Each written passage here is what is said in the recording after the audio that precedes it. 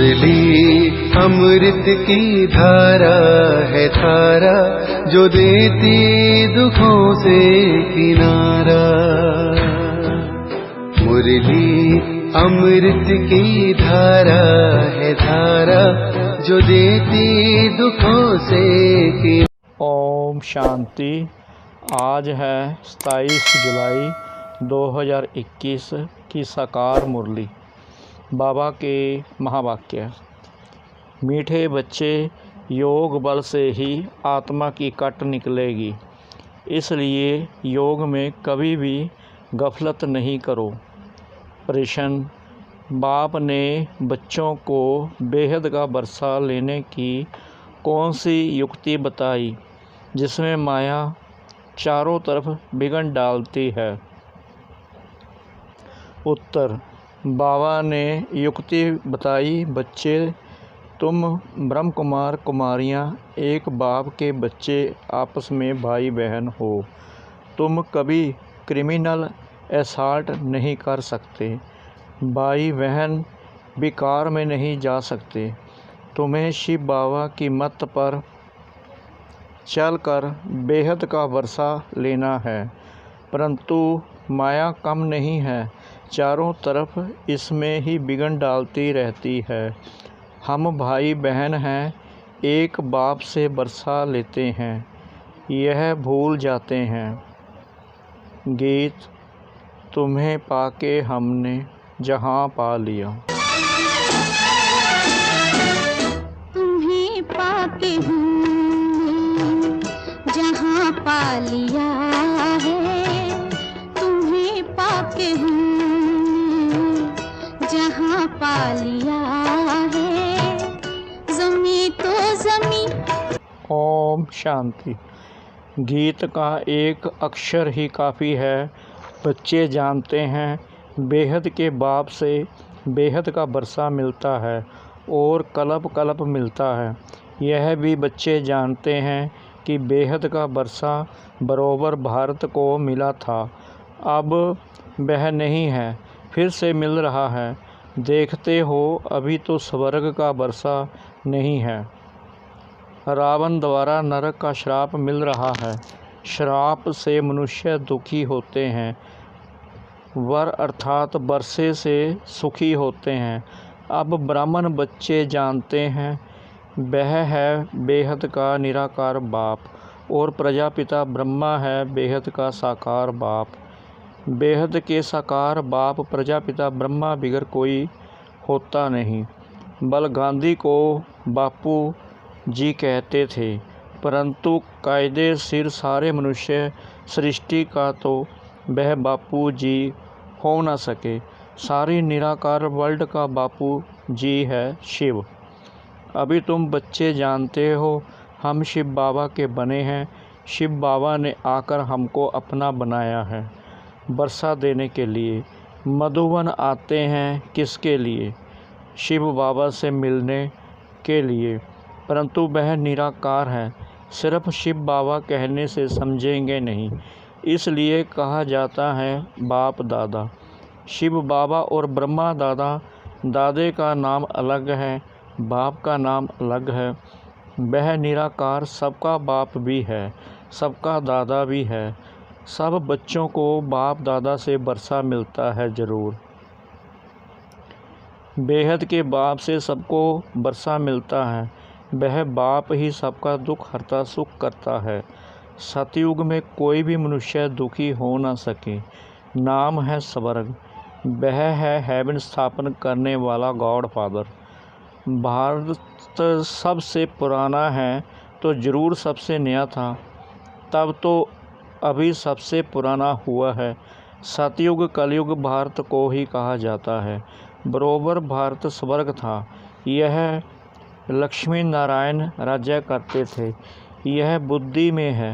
अभी तुम लक्ष्मी नारायण के मंदिर में जाएंगे तो झट बुद्धि में आएगा कि इन्हों को यह बरसा कैसे मिला, यह पूज्य कैसे बने, कब राज्य किया, किस द्वारा राज्य पाया, यह सारा बुद्धि में आएगा। आगे लक्ष्मी नारायण के मंदिर में जाते थे, माला फेरते थे, ऑक्यूपेशन का कुछ भी पता नहीं था। अभी सिर्फ तुम्हारी बुद्धि में है 100वीं नंबर बार। तुम अभी लक्ष्मी नारायण के मंदिर में जाकर खड़े होंगे तो हर्षित होंगे। बुद्धि में है इन्होंने यह प्रारब्ध कैसे पाई थी। संगम युग पर ही पाई, क्योंकि संगम पर ही पुरानी दुनिया बदलने वाली है। संगम पर ही बाप ने आकर राजयोग सिखाया था। यह भी जानते हो, बहुत जन्मों के अंत के जन्म में बराबर यह ब्रह्मा था। ब्रह्मा द्वारा विष्णुपुरी की स्थापना होती है। यह लक्ष्मी नारायण ही अगले जन्म में बराबर ब्रह्मा सरस्वती थे। ब्रह्मा के साथ ब्राह्मण ब्राह्मणियाँ भी होंगे। सतयुग में लक्ष्मी नारायण की राजधानी थी ना, जरूर प्रजापिता भी होगा। तुम जानते हो हम पुरुषार्थ कर रहे हैं। जिन्होंने कल्प पहले पुरुषार्थ किया है वह हम साक्षी हो देखते हैं। एक होता है राजाई घराना, दूसरा होता है प्रजा घराना। उसमें भी कोई बहुत साहूकार होते हैं, कोई कम। राजाओं में भी कोई बहुत साहूकार, कोई कम साहूकार होते हैं। तुम लक्ष्मी नारायण के मंदिर में किसको भी समझा सकते हो कि इन्होंने यह राज्य कैसे पाया। अब फिर से वहीं अपना राज्य भाग्य ले रहे हैं। राजधानी स्थापन हो रही है। कितना सहज है। अम्बा कौन है यह भी नहीं जानते। तुम कहेंगे यह तो जगत अम्बा है। कल्प पहले भी जगत अम्बा जगत पिता थे। इन्हों के बच्चे हम थे। संगम पर बाबा राजयोग सिखा रहे हैं। जगत अम्बा के बच्चे भी ढेर हैं, परंतु इतने सभी को तो बिठा नहीं सकते। अभी तुमको ज्ञान का तीसरा नेत्र मिला है। बाप ज्ञान का सागर है तो ज़रूर बच्चों को ज्ञान ही देंगे। उनको ना मनुष्य ना देवता कहा जाता है, उनको परमात्मा ही कहा जाता है। तुम कोई के भी मंदिर में जाओ तो उनकी बायोग्राफी बता सकते हो। राम के लिए भी तुम समझा सकते हो। चंद्रवंशी घराना अभी स्थापन हो रहा है। ब्रह्मा द्वारा ब्राह्मणों का भी धर्म स्थापन होता है। ब्रह्मा का नाम कितना बाला है। ब्रह्मा द्वारा बाप ब्राह्मणों को रचते हैं। तुम ब्रह्म कुमार कुमारियाँ होने से जानते हो हम एक बाप के बच्चे आपस में भाई बहन हैं। फिर हम क्रिमिनल असॉल्ट कर नहीं सकते, भाई बहन विकार में जा नहीं सकते। बाप ने यह युक्ति रची है ड्रामा अनुसार। तुम भी ब्रह्मा कुमार, हम भी ब्रह्मा कुमारी। वास्तव में सारी दुनिया बीके है, परंतु जानते नहीं हैं। हम शिव बाबा की मत से बेहद का बरसा ले रहे हैं। माया भी कम नहीं है, चारों तरफ बिगन डालती रहती है। हम भाई बहन हैं, एक बाप से बरसा लेते हैं।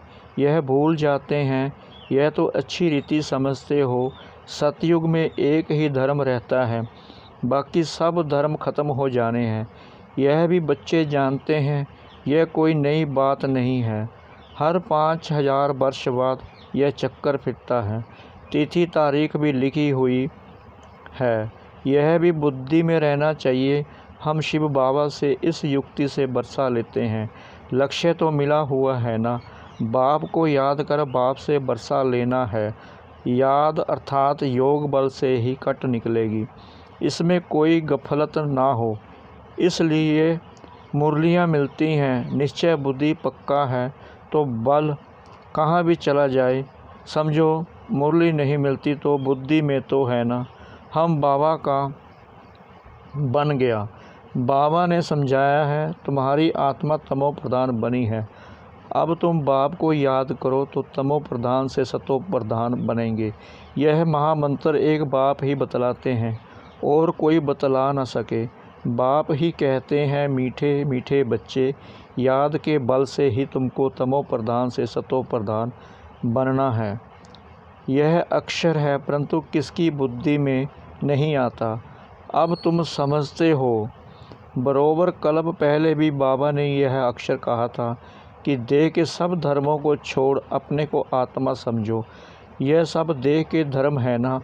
सबका बाप एक ही है। सब आत्माएं उस एक बाप को पुकारती हैं। पोप भी गॉड को याद करते हैं, कहते हैं ओह गॉड फादर रहम करो। इन मनुष्यों की क्रोधी बुद्धियों को पलटाओ तो यह आपस में लड़े नहीं, याद तो बाप को ही करेंगे ना, और कोई को याद नहीं करते। शिव बाबा को ही पुकारते हैं कि आकर पतितों को पावन बनाओ। पावन बनेंगे फिर तो इस छीछी रावण की दुनिया में रह नहीं सकेंगे, फिर ज़रूर नई दुनिया चाहिए।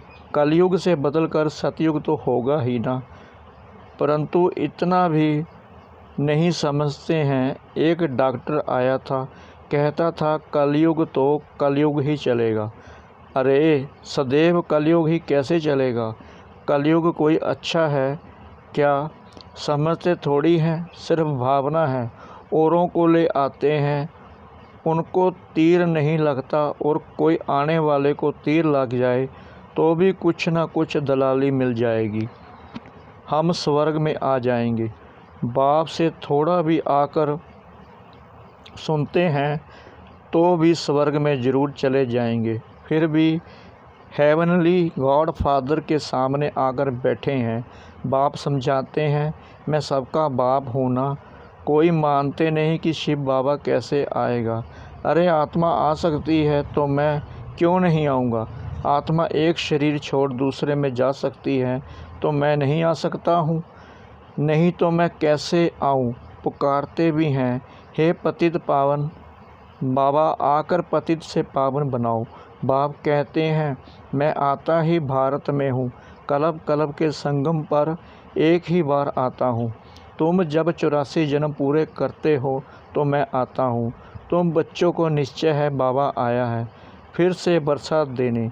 बाप कहते हैं मेरा धंधा ही है पुरानी दुनिया को बदल नई दुनिया स्थापन करना, इसलिए गाया हुआ है नई दुनिया की स्थापना पुरानी दुनिया का विनाश। फिर तुम पालना करेंगे, रोशनी मिली है ना। काली का मंदिर देखेंगे तो समझेंगे यह झूठा चित्र है। काली बरोबर जगदम्बा है, परंतु ऐसे भयानक रूप नहीं है। बंगाल में काली के आगे बलि चढ़ाते हैं, परंतु जानते कुछ नहीं। जगत अम्बा के मंदिर में लाखों आते हैं, सदैव जैसे मेला ही है। छोटी सी मूर्ति रखी है ना, नाम रख दिया है जगत अम्बा। अब जगत अम्बा तो एक होनी चाहिए। सिंध में काली का मंदिर कैसा बनाया था। एक बार किले में बम फटा तो एक फ़कीर ने कहा कि काली माता गुस्से हुई है, बस उसने जाकर वहाँ काली का मंदिर बना दिया। अब काली है कौन, कुछ भी नहीं जानते। तुमको अब नॉलेज मिली है, ऐसी कोई चीज़ नहीं जिसको तुम ना जानो। समझते हो बाबा से बरसा ले रहे हैं तो पूरा पुरुषार्थ करना चाहिए ना। पहले नंबर का दुख तब शुरू होता है जब कुमार कुमारी शादी करते हैं। तुम्हें तो शादी करने का कभी ख्याल भी नहीं आना चाहिए। अब बाप कहते हैं यह रावण राज्य ख़त्म होना है। यह है भिखारी ग्रस्त व्यवहार। देवी देवताओं के लिए गाते रहते हैं। यह किसको पता नहीं कि इन देवताओं को निर्विकारी बनाने वाला कौन है। सतयुग है संपूर्ण निर्विकारी दुनिया। शास्त्रों में फिर दिखा दिया है कि वहाँ भी विकार थे, परंतु वह तो है ही वॉइसलेस वर्ल्ड। विकारी दुनिया और निर्विकारी दुनिया में कितना फ़र्क है, ये बातें और किसकी बुद्धि में नहीं है। तुम जानते हो इन लक्ष्मी नारायण का जब राज्य था तो कितने थोड़े मनुष्य थे। एक ही धर्म था, फिर बुद्धि को पाया है। चक्कर भी पूरा लगाना पड़े तब कहेंगे पूरी पृथ्वी पर चक्कर लगाया। समुद्र का तो चक्कर लगा ना सके। सतयुग में थोड़े हैं तो कितनी थोड़ी ज़मीन लेते हैं। अब मनुष्य सृष्टि की हद पूरी होनी है। ऊपर में थोड़ी आत्माएं जो हैं वह भी आती रहती हैं। मनुष्य बढ़ते ही रहते हैं। जब वहाँ से भी आत्माएं आना पूरी हो जाएंगी, तुम कर्मातीत अवस्था को पाएंगे। फिर आत्माओं को शरीर छोड़कर जाना है। उनका आना तुम्हारा जाना होगा। थोड़े थोड़े आते रहते हैं। समझ की बात है ना। हम पहले जाकर वहाँ रहेंगे। हमारे होते कोई रहना नहीं चाहिए। यह विस्तार की बातें हैं। बच्चों को फिर भी बाप कहते हैं, अच्छा अपने प्यारे बाबुल को याद करो, तुमको फ़ायदा है बाप को याद करने में।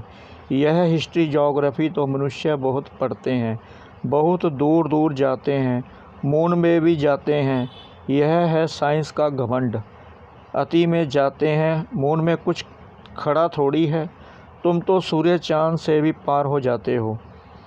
यह नॉलेज तुम्हारी बुद्धि में अभी है। समझते हो ड्रामा प्लान अनुसार बाबा यह सब बतलाते हैं। बाप ही कहते हैं मैं तुमको पतित से पावन बनाता हूँ। यह मेरा पाठ है। भक्ति मार्ग में भी यह हमारा पाठ है तो ड्रामा ना। जैसे तुम पाठधारी हो मैं भी पाठधारी हूँ। मेरा काम है तुमको पतित से पावन बनाना। जो कुछ करते हैं तो उनकी महिमा होती है ना। इन लक्ष्मी नारायण की कितनी महिमा है, परंतु उन्हों को ऐसा लायक किसने बनाया। यह सुखधाम के मालिक थे। अभी तो अनेक प्रकार के कितने दुख हैं। आज कोई मरा, झगड़ा हुआ, भल किसके पास लाख करोड़ पद्म है, परंतु अगर कोई बीमारी आदि आ जाती है तो क्या करेंगे। बिरला के पास कितने पैसे हैं। एक जन्म में पैसा देखने में आता है, परंतु ऐसा कोई नहीं है जिसको कोई दुख नहीं हो। किसी न किसी प्रकार का दुख सभी को होता है। अभी तो यह पैसे आदि सब मिट्टी में मिल जाने हैं। अच्छा, मीठे मीठे सिकलद बच्चों प्रति माता पिता बाप दादा का याद प्यार और गुड मॉर्निंग। रूहानी बाप की रूहानी बच्चों को नमस्ते। हम रूहानी बच्चों की रूहानी बाप दादा को श्रद्धा भरी प्रेम भरी नमस्ते। ओम शांति।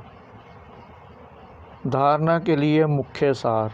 नंबर 1, कर्मातीत अवस्था को प्राप्त कर वापस घर जाना है, परंतु जाएंगे तब जब आत्माओं का आना बंद होगा। इस विस्तार को बुद्धि में रख एक बाबुल को प्यार से याद करना है। नंबर 2, ज्ञान की रोशनी मिली है, इसलिए निश्चय बुद्धि बन बाप से पूरा बरसा लेना है। कहाँ भी रहते याद के बल से आत्मा को तमो प्रधान से सतो प्रधान बनाने का पुरुषार्थ करना है। आज का वरदान। अपनी संपूर्णता के आधार पर समय को समीप लाने वाले मास्टर रचयिता भव। समय आपकी रचना है, आप मास्टर रचयिता हो। रचयिता रचना के आधार पर नहीं होते, रचयिता रचना को अधीन करते हैं। इसलिए यह कभी नहीं सोचो कि समय आप पे संपूर्ण बना देगा। आपको संपूर्ण बन समय को समीप लाना है।